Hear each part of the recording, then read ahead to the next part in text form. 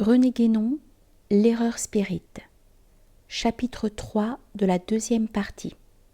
Immortalité et survivance. Entre autres prétentions injustifiées, les spirites ont celle de fournir la preuve scientifique ou la démonstration expérimentale de l'immortalité de l'âme. Cette affirmation implique un certain nombre d'équivoques qu'il importe de dissiper avant même de discuter l'hypothèse fondamentale de la communication avec les morts. Tout d'abord, il peut y avoir une équivoque portant sur le mot même d'immortalité, car ce mot n'a pas le même sens pour tout le monde.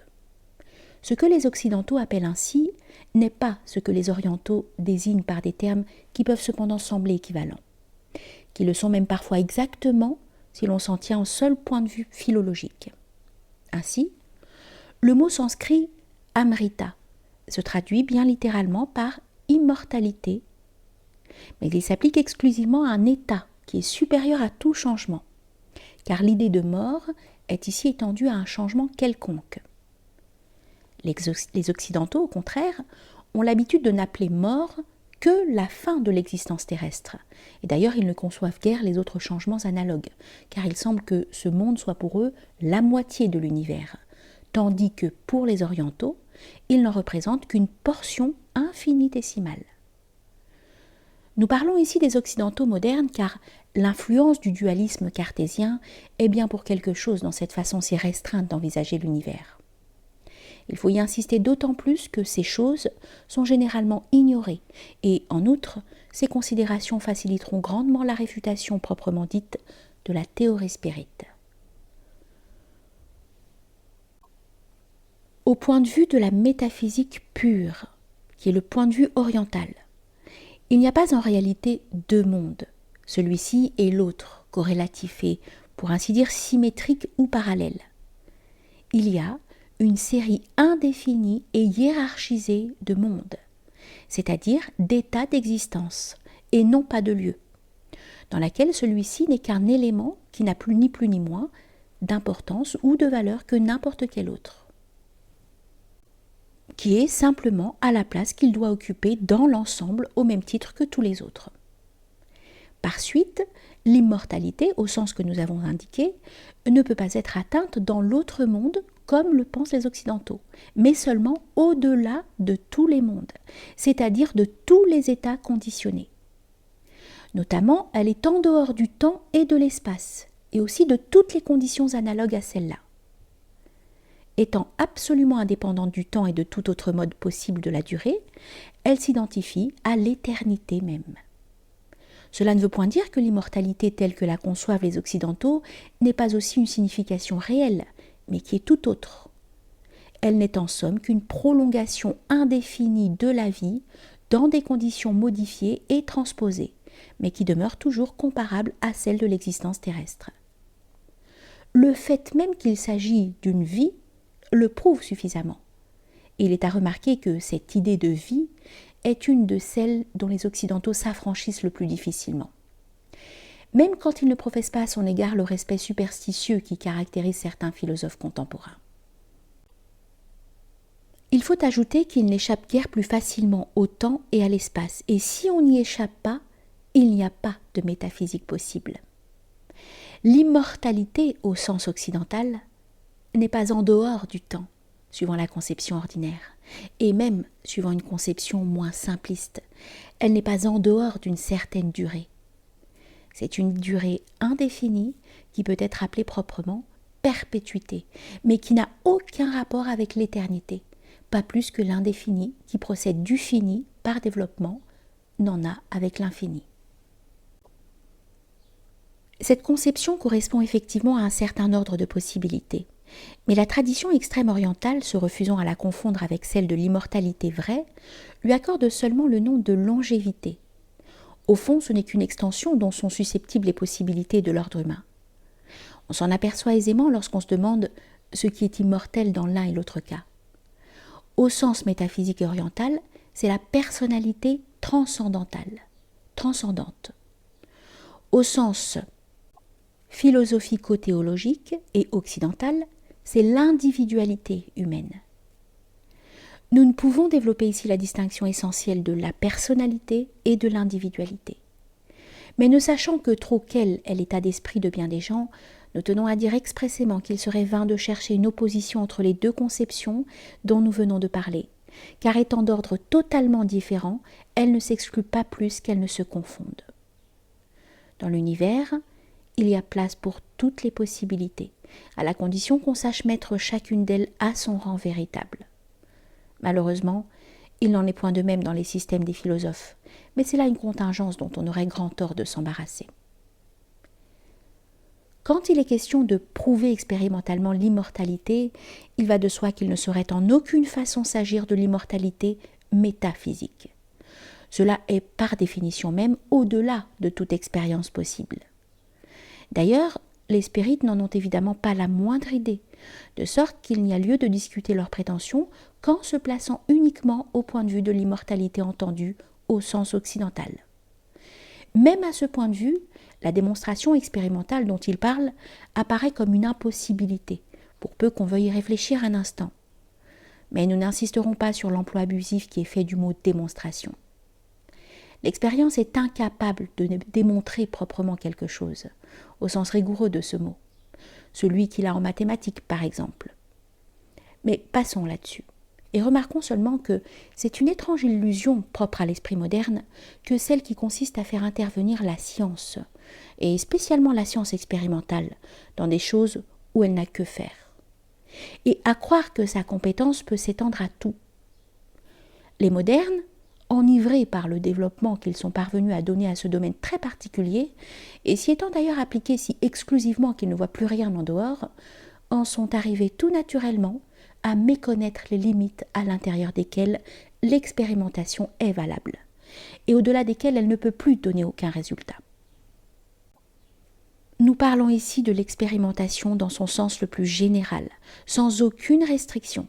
Et bien entendu, ces limites seront encore plus étroites si l'on n'envisage que les modalités, assez peu nombreuses, qui constituent les méthodes reconnues et mises en usage par les savants ordinaires. Il y a précisément, dans le cas qui nous occupe, une méconnaissance des limites de l'expérimentation. Nous en rencontrerons un autre exemple à propos des prétendues preuves de la réincarnation. Exemple plus frappant peut-être encore, ou du moins d'apparence plus singulière, et qui nous donnera l'occasion de compléter ces considérations en nous plaçant à un point de vue un peu différent.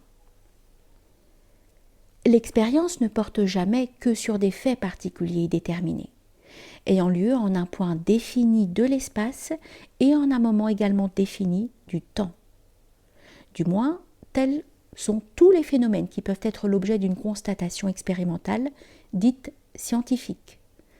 Et c'est là ce qu'entendent aussi les spirites. Cela est assez ordinairement reconnu, mais on se méprend peut-être plus aisément sur la nature et la portée des généralisations auxquelles l'expérience peut légitimement donner lieu, et qui la dépassent d'ailleurs considérablement. Ces généralisations ne peuvent porter que sur des classes ou des ensembles de faits, dont chacun, pris à part, est tout aussi particulier et aussi déterminé que celui sur lequel on a fait les constatations, dont on généralise ainsi les résultats. De sorte que ces ensembles ne sont indéfinis que numériquement, en tant qu'ensemble, non quant à leurs éléments. Ce que nous voulons dire, c'est ceci. On n'est jamais autorisé à conclure que ce qu'on a constaté en un certain lieu de la surface terrestre se produit semblablement en tout autre lieu de l'espace, ni qu'un phénomène que l'on a observé dans une durée très limitée est susceptible de se prolonger pendant une durée indéfinie. Naturellement, nous n'avons pas ici à sortir du temps et de l'espace, ni à considérer autre chose que des phénomènes, c'est-à-dire des apparences ou des manifestations extérieures.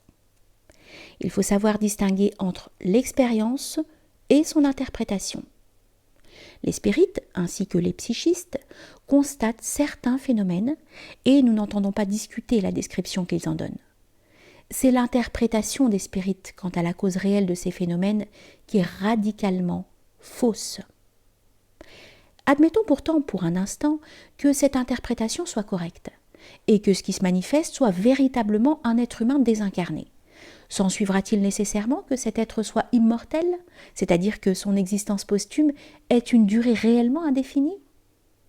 On voit sans peine qu'il y a là une extension illégitime de l'expérience, consistant à attribuer l'indéfinité temporelle à un fait constaté pour un temps défini. Et, même en acceptant l'hypothèse spirite, cela seul suffirait à en réduire l'importance et l'intérêt à d'assez modestes proportions. L'attitude des spirites qui s'imaginent que leurs expériences établissent l'immortalité n'est pas mieux fondée logiquement que ne le serait celle d'un homme qui, n'ayant jamais vu mourir un être vivant, affirmerait qu'un tel être doit continuer à exister indéfiniment dans les mêmes conditions pour la seule raison qu'il aurait constaté cette existence dans un certain intervalle. Et cela, nous le répétons, sans rien préjuger de la vérité ou de la fausseté du spiritisme même, puisque notre comparaison, pour être entièrement juste, suppose même implicitement sa vérité. Il y a pourtant des spirites qui se sont aperçus plus ou moins clairement de ce qu'il y avait là d'illusoire, et qui, pour faire disparaître ce sophisme inconscient, ont renoncé à parler d'immortalité pour ne plus parler que de survie ou de survivance. Ils échappent ainsi, nous le reconnaissons très volontiers, aux objections que nous venons de formuler. Nous ne voulons pas dire que ces spirites, en général, ne soient pas aussi persuadés que les autres de l'immortalité, qu'ils ne croient pas comme eux à la perpétuité de la survivance. Mais cette croyance a alors le même caractère que chez les non-spirites. Elle ne diffère plus très sensiblement de ce qu'elle peut être, par exemple, pour les adhérents d'une religion quelconque. Sauf en ce que, pour l'appuyer, on ajoute au réseau ordinaire le témoignage des esprits. Mais les affirmations de ceux-ci sont bien sujettes à caution, car, aux yeux des spirites eux-mêmes, elles peuvent n'être souvent que le résultat des idées qu'ils avaient sur cette terre. Si un spirit immortaliste explique de cette façon les communications qui nient l'immortalité, car il y en a, en vertu de quel principe accordera-t-il plus d'autorité à celles qui l'affirment ? Au fond, c'est tout simplement parce que ces dernières sont en accord avec ses propres convictions. Mais encore faut-il que ces convictions aient une autre base, qu'elles soient établies indépendamment de son expérience, donc fondées sur des raisons qui ne sont plus spécialement propres au spiritisme. En tout cas, il nous suffit de constater que des spirites sentent la nécessité de renoncer à la prétention de prouver scientifiquement l'immortalité. C'est déjà un point acquis, et même un point important pour déterminer exactement la portée de l'hypothèse spirite. L'attitude que nous venons de définir en dernier lieu est aussi celle des philosophes contemporains qui ont des tendances plus ou moins marquées vers le spiritisme. La seule différence est que ces philosophes mettent au conditionnel ce que les spirites affirment catégoriquement. En d'autres termes, les uns se contentent de parler de la possibilité de prouver expérimentalement la survivance, tandis que les autres regardent la preuve comme déjà faite. M. Bergson, immédiatement avant d'écrire la phrase que nous avons reproduite plus haut, et où il envisage précisément cette possibilité, reconnaît que l'immortalité elle-même ne saurait être prouvée expérimentalement. Sa position est donc très nette à cet égard. Et pour ce qui est de la survivance, il pousse la prudence jusqu'à parler seulement de probabilité. Peut-être parce qu'il se rend compte jusqu'à un certain point que l'expérimentation ne donne pas de véritable certitude. Seulement, tout en réduisant ainsi la valeur de la preuve expérimentale, il trouve que ce serait déjà quelque chose, que ce serait même beaucoup. Aux yeux d'un métaphysicien, au contraire, et même sans y apporter tant de restrictions, ce serait fort peu de choses, pour ne pas dire que ce serait tout à fait négligeable. En effet, l'immortalité au sens occidental est déjà chose toute relative, qui, comme telle, ne se rapporte pas au domaine de la métaphysique pure. Que dire d'une simple survivance ? Mais en dehors de toute considération métaphysique, nous ne voyons pas bien qu'il puisse y avoir pour l'homme un intérêt capital, à savoir, de façon plus ou moins probable ou même certaine, qu'il peut compter sur une survivance qui n'est peut-être que pour un temps X. Cela peut-il avoir pour lui beaucoup plus d'importance que de savoir plus ou moins exactement ce que durera sa vie terrestre, dont on ne lui présente ainsi qu'une prolongation indéterminée ? on voit combien ceci diffère du point de vue proprement religieux, qui compterait pour rien une survivance qui ne serait pas assurée de la perpétuité. Et dans l'appel que le spiritisme fait à l'expérience en cet ordre de choses, on peut voir, étant donné les conséquences qui en résultent, une des raisons, elle est loin d'être la seule, pour lesquelles il ne sera jamais qu'une pseudo-religion. Nous avons encore à signaler un autre côté de la question. Pour les spirites, quel que soit le fondement de leur croyance à l'immortalité, tout ce qui survit dans l'homme est immortel. Ce qui survit, c'est, rappelons-le, l'ensemble constitué par l'esprit proprement dit et par le périsprit qui en est inséparable. Pour les occultistes, ce qui survit, c'est pareillement l'ensemble de l'esprit et du corps astral. Mais dans cet ensemble, l'esprit seul est immortel et le corps astral est périssable. Et pourtant, occultistes et spirites prétendent également baser leurs affirmations sur l'expérience qui montrerait ainsi aux uns la dissolution de l'organisme invisible de l'homme, tandis que les autres n'auraient jamais eu l'occasion de rien constater de semblable. D'après la théorie occultiste, il y aurait une seconde mort, qui serait sur le plan astral ce que la mort au sens ordinaire est sur le plan physique. Et les occultistes sont bien forcés de reconnaître que les phénomènes psychiques ne sauraient en tout cas prouver la survivance au-delà du plan astral. Ces divergences montreraient le peu de solidité des prétendues preuves expérimentales, tout au moins en ce qui concerne l'immortalité, s'il en était encore besoin après les autres raisons que nous avons données, et qui d'ailleurs sont beaucoup plus décisives à nos yeux, puisqu'elles en établissent la complète inanité. Malgré tout, il n'est pas sans intérêt de constater que deux écoles d'expérimentateurs se plaçant dans la même hypothèse, ce qui est immortel pour l'une ne l'est pas pour l'autre. Il faut ajouter en outre que la question se trouve encore compliquée, tant pour les spirites que pour les occultistes, par l'introduction de l'hypothèse de la réincarnation. La survivance envisagée, et dont les conditions sont diversement décrites par les différentes écoles, ne représente naturellement que la période intermédiaire entre deux vies terrestres successives, puisqu'à chaque nouvelle incarnation, les choses doivent évidemment se retrouver dans le même état qu'à la précédente. C'est donc toujours, somme toute, d'une survivance provisoire qu'il s'agit. Et en définitive, la question demeure entière. On ne peut dire en effet que cette alternance régulière d'existence terrestre et ultraterrestre doivent se continuer indéfiniment. Les différentes écoles pourront discuter là-dessus, mais ce n'est pas l'expérience qui viendra jamais les départager. Ainsi, si la question est reculée, elle n'est point pour cela résolue. Et le même doute subsiste toujours quant à la destinée finale de l'être humain. Du moins, c'est là ce que devrait avouer un réincarnationniste qui voudrait rester conséquent avec lui-même, car sa théorie est plus incapable que tout autre d'apporter ici une solution, surtout s'il prétend se tenir sur le terrain de l'expérience. Il en est qui croient en effet avoir trouvé des preuves expérimentales de la réincarnation. Mais cela est une autre affaire, que nous examinerons plus loin. Ce qui est à retenir, c'est que ce que les spirites disent de la survie ou de la survivance s'applique essentiellement pour eux à l'intervalle compris entre deux incarnations. C'est là la condition des esprits dont ils croient observer les manifestations. C'est ce qu'ils nomment l'ératicité ou encore la vie dans l'espace, comme si ce n'était pas aussi dans l'espace que se déroule l'existence terrestre. Un terme comme celui de survie est très bien approprié pour désigner leur conception. Il n'y a pas chez eux cette transposition qui permet à d'autres de concevoir la vie future et même perpétuelle d'une façon qui répond à une possibilité, quelle que soit d'ailleurs la place que cette possibilité occupe dans l'ordre total. Au contraire, la survie telle qu'il se la représente n'est qu'une impossibilité, parce que transportant telle qu'elle dans un état les conditions d'un autre état, elle implique un ensemble d'éléments incompatibles entre eux. Cette supposition impossible est d'ailleurs absolument nécessaire au spiritisme, parce que sans elle, les communications avec les morts ne seraient même pas concevables.